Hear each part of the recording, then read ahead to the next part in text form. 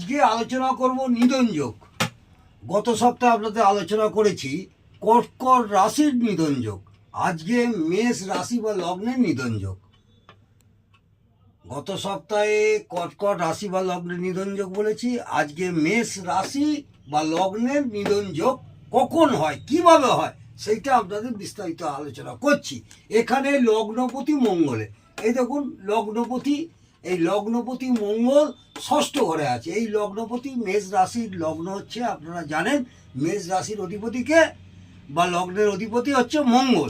সেই মঙ্গল আছে ষষ্ঠ ঘরে, অর্থাৎ ষষ্ঠ ঘরে মঙ্গল অবস্থান করছে।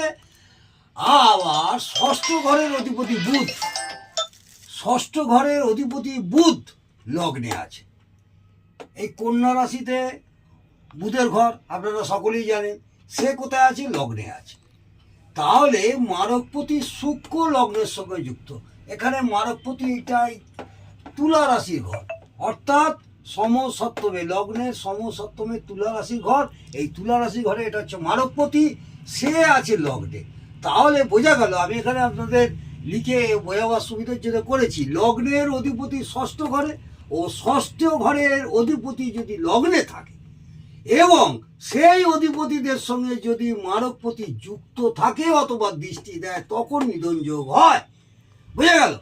এখানে মেষ লগ্নের ষষ্ঠপতি সপ্তমপতি মারক। আপনারা সাধারণত জানেন মারক কোথায়? ষষ্ঠ, অষ্টম আর দ্বাদশ, তাই তো?